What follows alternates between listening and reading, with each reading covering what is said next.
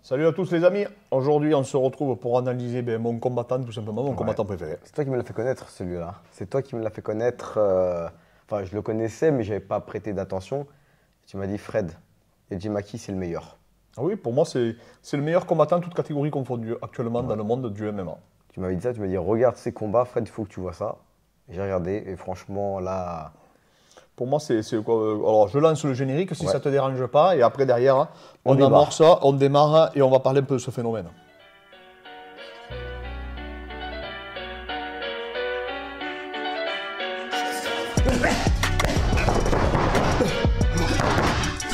Je m'appelle Clément Marcoux.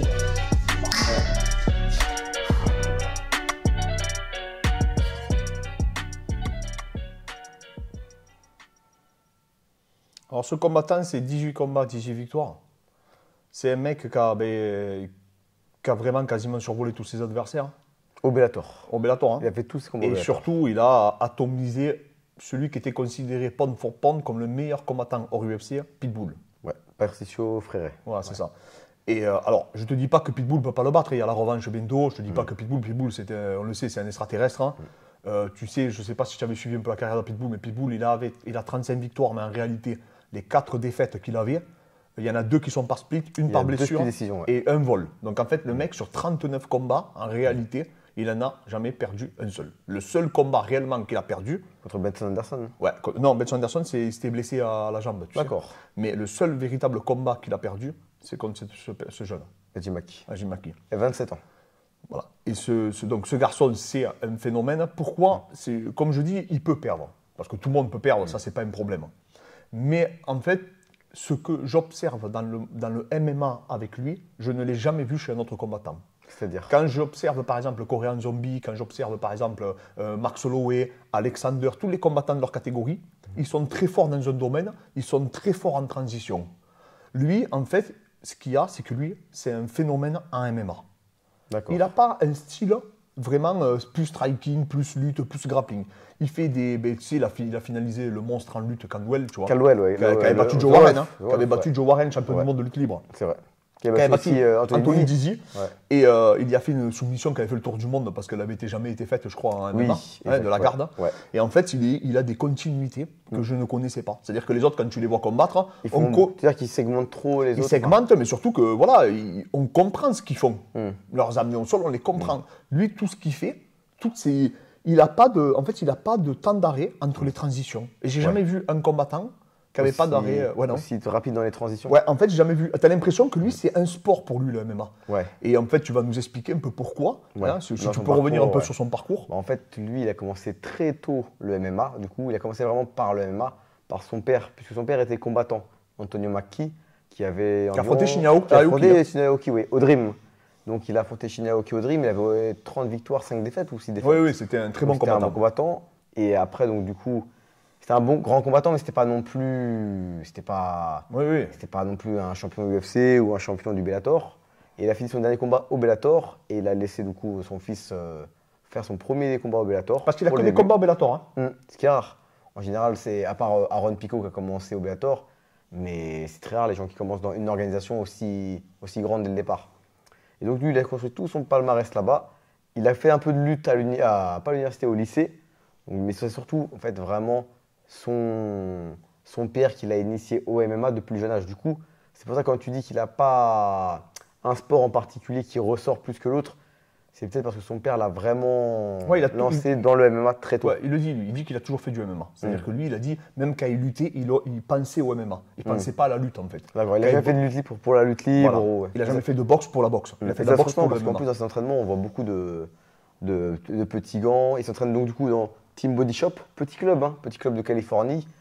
Mais il y a Bubba Jenkins, qui est combattant au PFL, mais anciennement au Brave. Et donc du coup, c'est vraiment le combattant typique du MMA par excellence. C'est-à-dire pas un style qui ressort prépondérant, mais très très fort dans tous les domaines et dans les transitions, comme tu le disais. Voilà, donc après, voilà, comme je te dis, en plus, c'est un sacré encaisseur, il frappe très très fort, il frappe des deux mains. Il peut te toucher, il avait touché sur un leg kick Pitbull, et après il a soumis. Et en fait, voilà, il a cette particularité. C'est-à-dire qu'il n'a pas eu peur d'échanger debout avec Pitbull. Mais moi, je pensais pas. Mais moi, tu as vu ce que je t'avais dit. J'avais dit que pour moi, c'était trop tôt qu'il affronte Pitbull. Ouais, Et il a roulé dessus. Bon, je pense que ça ne sera pas pareil pour la revanche, je te parle franchement. On va faire le pronostic. Plus serré. Voilà. Il peut perdre. Hein. L'autre, il tape comme une mule, il a mis KO Chandler, donc il peut mettre KO n'importe qui. Mais ce que je veux dire, c'est que vraiment, même s'il perd ou quoi que ce soit par la suite, il faut vraiment s'inspirer de ce combattant parce que je pense que lui, c'est la première vraie nouvelle génération qui a grandi à travers le MMA.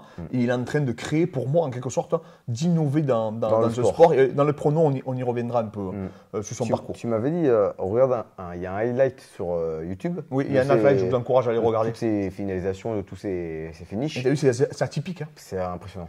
Franchement, c'est vrai que je vous invite à le voir, c'est vraiment impressionnant. Ouais, vous allez voir, il a des transitions que vous n'aurez jamais vues chez un autre combattant en fait. D'habitude, les autres ils touchent en boxe, ils amènent au sol, ils mettent des clés. Lui non, lui il fait du MMA. Il fait du MMA, il mixe tout, c'est vraiment impressionnant.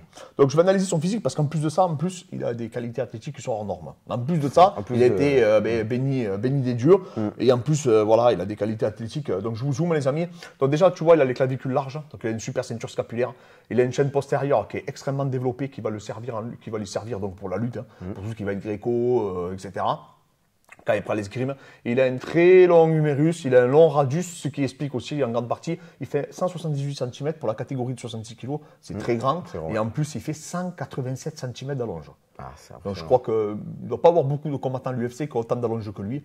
On s'aperçoit, bon là, lui il est fin du corps, donc il a vraiment le corps d'un sprinter, c'est vraiment un longiligne, il a le bassin haut, il a l'interversion du bassin, il a, comment on appelle ça, une chaise postérieure même au niveau des jambes qui est très puissante. Je n'ai pas trouvé de photos réellement exploitables de face, c'est pour ça que j'ai travaillé. Bon, on voit, il a des insertions qui sont exceptionnelles. C'est vraiment, je pense qu'il a, tous les gens qui ont tourné avec lui, tous les gens qui l'ont affronté, disent qu'il a un grip, etc. Incroyable. Il a un cardio illimité, voilà, ça va aussi avec sa morpho-anatomie. Donc en fait, il arrive à lier tout ce qui est bras-tête, etc. On voit que la longueur de ses segments lui servent surtout pour ses techniques, un peu à la Ramzat, quand il va chercher un double leg, il remonte en body lock, après il vient chercher le bras-tête. Voilà, c'est à ça que ça sert aussi d'avoir des longs segments. Et on voit surtout qu'il arrive toujours à saisir un adversaire, que ce soit de la prise du dos, même à partir du single leg, il fait des transitions en fait qui sont assez incroyables et surtout il mixe super bien la boxe avec la lutte. Il n'a vraiment aucun temps d'arrêt et ça c'est vraiment remarquable. Donc c'est un combattant qui est vraiment en même temps atypique, novateur, je ne sais pas trop comment expliquer. Tu sais, il y a eu des transitions. Un peu à John Jones un peu. Voilà, John Jones en fait pour moi c'est le premier combattant de l'ère moderne. Pas dans son approche. Dans son approche, je dirais que c'est Georges Saint-Pierre. Mais Georges Saint-Pierre, c'était très découpé. Georges Saint-Pierre, il boxait. Oui, il avait un timing qui était extraordinaire. D'ailleurs, il a le record de takedown, Georges Saint-Pierre. Il faut le savoir. Il a 90 takedowns. Donc, en fait, dès qu'il avait pour la comparaison, je fais juste une parenthèse, Khabib a 62 takedowns. Et Saint-Pierre, combien environ 90. D'accord. Voilà. C'est celui qui en a le plus. C'est incroyable quand il parle ça. C'est incroyable. C'est Gleison Thibault, celui qui a affronté Khabib, qui a 84 takedowns, lui. Derrière, ou 85, je ne sais plus. Bon, et en fait, donc, il a cette particularité de pouvoir tout mixer. Et Georges Saint-Pierre, comme je te disais, il avait des transitions. Il boxait, il avait un timing exceptionnel, donc il partait en double leg, il t'amenait, après il faisait ses contrôles, etc. C'était méthodique, un peu comme Mauricio Shogun Rua, qui était très complet déjà à l'époque, très grosse lutte, très gros sol, très fort sur le dos, très fort en boxe. Voilà, ça c'est on va dire la première génération. Après il y a eu Joe Jones qui a réinventé le MMA dans sa pratique. De changer de garde et tout. Changer de garde, les coudes, boxer comme en boxe française avec les sur les genoux. Voilà, c'est ça. Et lui il arrive, il fait du MMA. Alors, je ne sais pas comme Aaron Pico. Vraiment, c'est la même génération. Ouais, c'est vrai. Mais Aaron Pico, très fort en boxe anglaise, gros palmarès. C'est vrai. Lutteur olympique. Gros sol. Il a fait championnat du monde, etc. Il était dans la réserve des équipes américaines. Voilà. C'est vrai. Et lui, Aaron Pico, il n'arrive pas à faire la transition. Il est extrêmement fort. Oui. Mais il va, où il boxe, où il lutte, il n'arrive pas. C'est marrant parce que c'est vrai que c'est la même génération. Ils sont arrivés au Bellator au même moment. Ils sont dans la même catégorie de poids. Et il y en a un qui a décollé. Et l'autre, il revient, c'est quand même un redoutable adversaire. On parlait plus de Aaron Pico. On en parlait pas de lui. Il n'y avait que le Bellator qui le savait par rapport à l'intermédiaire de son père, qui avait dit mon fils, et tous les gens qu'il avait. De toute façon, tous ses sparring partners disent que le meilleur combattant de la planète, toutes catégories confondues, c'est ce garçon. C'est pas compliqué. Après, oui, les sparring de Volkanovski vont dire la même chose. Oui, non, mais après, tout le monde le dit. Mais Volkanovski, tout le monde connaît. Le Bellator l'a signé à 0 combat. Il savait qu'à la salle, apparemment, il faisait une boucherie. Déjà, qui a été très jeune. Ça s'explique vous avez bien compris, il a des qualités athlétiques hors du commun. Oui. Il a commencé à 4 ans, je crois, le MMA. Très À jeune, 4 ans. 5 ans, ouais, c'est vrai. Ah, c'est incroyable quand tu y penses. Et il s'entraînait déjà pratiquement tous les jours avec son père. Son père, il a mis, allez, vas-y, tu t'entraînes tous les jours. Son père, c'était un combattant professionnel.